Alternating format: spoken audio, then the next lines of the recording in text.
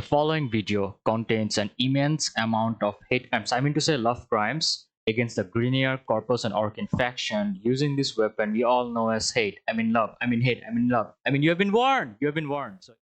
So if I start doing my rotations, if I do ultimate, then I strip shields, then I press my third skill, strip some more shields, and I just start attacking with my melee, and one heavy slam to activate my, and they're gone. Gyre or Gyre or whatever, really. She's Gyre in my heart, she's Gyre in your heart. I mean, she can be Gyre or Gyre or whatever. I don't know, dude. I feel like always killing her Gyre. Anyway, rant out of the way, rant over officially. What's up, guys? It's Minzy again. Today, I wanted to talk about Gyre, and I just wanted to showcase my Gyre. And I know it's a pretty basic ass build, and it has been done before, but still, I wanted to show my Gyre or Gyre. I don't know, dude. I can't be bothered with her name anymore. How you build her completely depends on how you want to play her. Some people go for a variety of ways. I personally went for, well, maximum strength, a decent amount of range, and a decent amount of duration. So I am running like a corrosive projection aura, which just enables me to run pillage, which just drains all shields and armor. Now you need only around 328% strength with the corrosive projection mod to strip 100% of armor, well, almost 100%. But if you don't have corrosive projection, if you want to use something else, you need over 400% strength, which is a bit hard to achieve with the amount of things that we have. So I don't want to overcompensate. So I would say after testing out a build of builds, I felt like Village just fits our playstyle so much more as a caster, because that's what we'll be doing. Now, there's a couple of things that you can change around here. Feel free to not use mold augmented here. Like instead of equilibrium, you can also go something like augur secrets. And if you don't want to go augur secrets, like the augur mods are pretty much necessary in this build. I will get back to it in a bit, mostly because for regening your shields. Now I don't only have like two augur mods here, I have another one on my epitaph, which is the augur pack. So I always make sure to have at least two augur mods here. That will basically carry you to around like what, level 300 to 400 enemies. Outside of that, you probably might not survive. Although keep it in mind that the highest ceiling you will be playing with Gyre on will be around level 200 to 300 enemies on steel pad. I think this build just mostly does okay because you will be relying on pillage to replenish your shields. So hopefully it's like a ticking bomb till we die.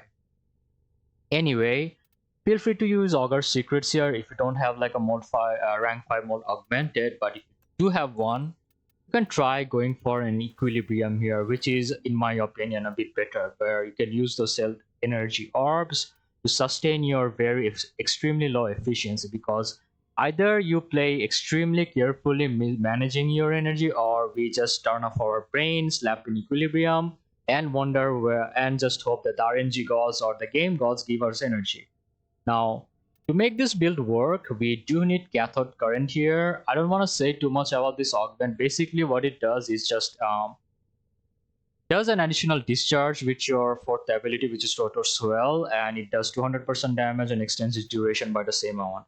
So basically, if you press your ultimate and you press your cathode grace and Rotor Swell on at the same time and you start getting kills, they would immediately start stacking up. Like it says here, like duration per kill, you get around 3.68 seconds duration per kill.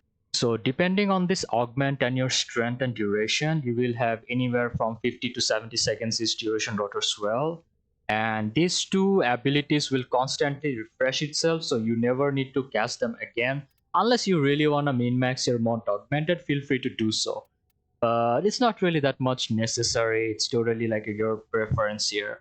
Now, we will be doing a lot of red crits. That's thanks to cathode grace. We get around 155% critical chance because of the amount of strength we have, and we drain like 77% shields and armor from one cast of village. Now, with mold augmented, that will go up a bit higher. We'll be relying on our arc spear to spread electric procs, and we will be mostly just jumping into enemies so that we can do maximum damage.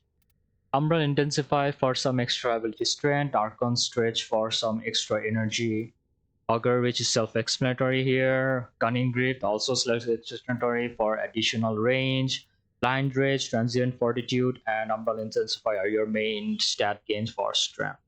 Now, Arcane Energize is mostly there just on the offset. You fail to get a bunch of kills, but you do need energy in some sort of way. But you feel like you're not lacking in energy by any means. You can go to, sorry, not this one. You can go something like an Arcane Nullifier that also kind of works.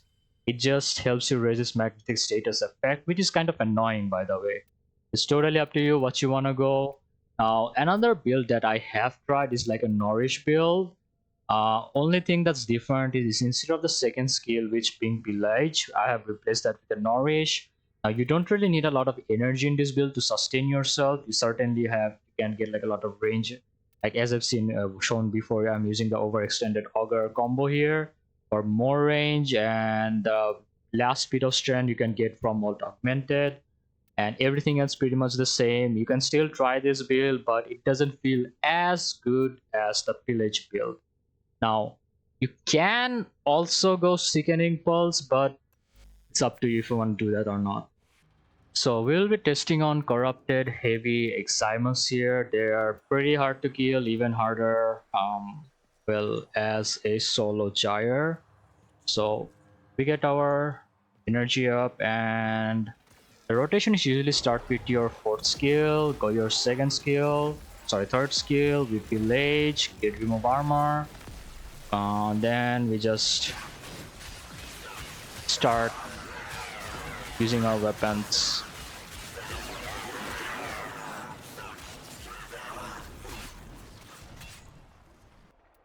Now, if you didn't realize what just happened, I basically used my Hate Incarnon to do a ton of damage in a small amount of time. Now, my Hate Incarnon does have like electricity, like I will be doing damage mostly to electric procs, and I'm also using like a melee influence here, which gives more electric status procs so that I can use that on my Gyre. And finally, it's a very basic build. You can mix and match, try to go something here. You can also remove condition overload if you feel like it. If you want to go something else instead of Volta Extra, you can also do that. It's pretty much up to you. But if you don't feel like going that route, you can also go in for a melee exposure route, which gives 240% corrosive damage, so you don't have to worry about stripping enemies. You can go for a artificial steel here. You can go for volcanic edge here, so you can make use of burning hate.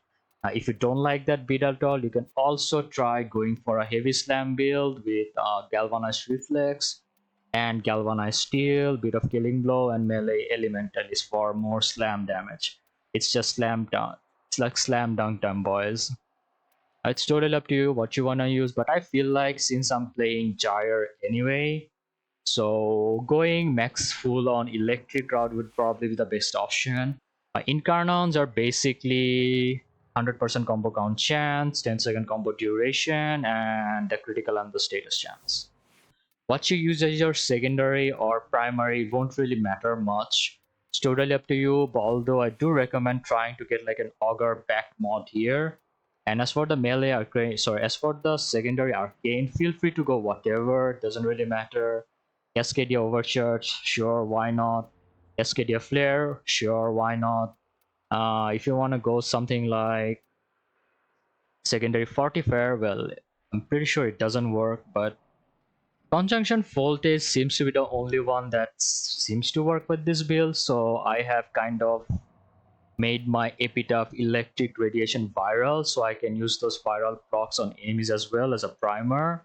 But it's totally up to you what you want to use. And as for the Tenant Galaxion, as per my other video, everything is pretty much the same here, although I have replaced critical delay and placed like points like I get so much critical chance, it's not even funny, so I decided to just tap in a point strike here. So that's pretty much it. It's set up for electric viral, but if you want to use like a separate build, it's up to you. So finally, our companion. Now, most people would use Nautilus here. I am using the Verglas, but I decided to go Diriga because it kind of makes sense. Like I'm trying to roleplay here, so let the man cook. All right, let the man cook. So Diriga is modded with Arc Coil, which zaps up to 7 enemies, and Electro Pulse, which will continue to zap enemies within 15 meters, trapping them in a cell. So it's a bit of a CC, not that much. And again, Duplex Bond because we will be casting a lot of abilities, and any energy orbs we get is just good. Manifold Bond so that any enemies we kill, which constantly refresh our skills, so that these two keeps just proccing over and over. Assault Mount is there. And Vicious Bond for a bit of armor strip. It's totally up to you what you want to go here. This is the personal preference by this time. Now, if you want to use vacuum here, that's up to you. If you don't want to use vacuum here, totally fine as well. And my Verglas has been modded as a status spreader, mostly viral, so I can do maximum status everywhere. Now, since I'm using hate anyway, so that's just one more modifier on top of everything else, so I can just pretty much delete enemies. Now, although the enemies are going to be paused here, so it's not a correct demonstration, but even so, I want to show that it is possible to wipe out a bunch of enemies within seconds. As you can see, my Diriga has already started priming enemies. This guy has like 10 viral stacks, this guy has some electric and viral stacks, and these guys are also being primed.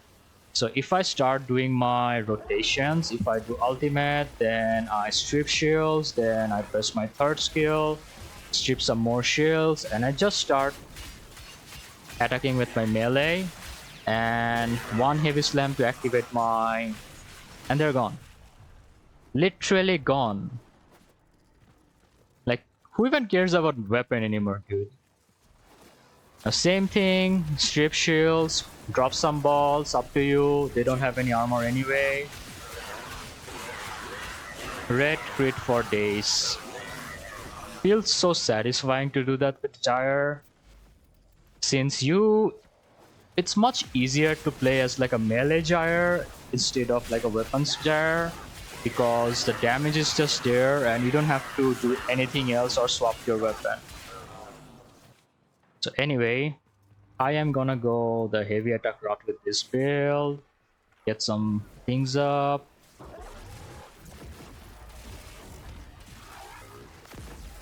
Drop some balls, start getting some combo, and there we go. Since we always have like initial combo anyway, you can basically just keep spamming your heavy attacks. It's pretty fun. 9x combo, gone. 9x combo, and enemy's gone. There we go. So as far as focus goes, I do like using Madurai because on the offset you do die. Void Strike and Contamination Wave pops up your amp so much that you do so much damage that you can pretty much revive yourself using Last Gasp, and it's not always you even need 3 enemies. Like you will mostly just destroy 3 or more than 3 enemies and you will just revive yourself. It's just so good. And if you don't want to go that, you can also go Vazarin, where you can use your Guardian Shell and Guardian Brave for some extra bit of survivability. As far as Archon Shards goes, most people will suggest getting like the Violet Archon Shard for plus 10% ability damage on enemies affected by electric status effects. That's just better, does more damage with your abilities. But if you don't want to go that route, you can go something like 2 Archon Red Shards, Stowforge, and some energy one, so that you don't have to use prime flow, and that's basically it opens up another slot. Now instead of this part here, you can also go casting speed, which is not bad, but you can definitely go casting speed here, 1 casting speed or at least 2, depending on how you feel comfortable with. It's totally up to you. Now those blue stars usually allow me to not run primed flow here. If you want to run primed flow, totally up to you. If you don't want to run primed flow, Equilibrium is also just fine. Anyways guys, thank you so much for watching. I do really love Gyre. Honestly, I do really wish she had some sort of like defense reduction or innate defense ability, so that we could make her survive in the absolute level cap where most hardcore players play in. Unfortunately, she is just not built for that. Although things do change with a lot of updates, and I do hope that her Gyre Prime, well, whatever she is in your heart, let's hope she gets the change she deserves, because let's face it, she deserves it. Whatever, word, something, goodbye, take care, stay hydrated, bye.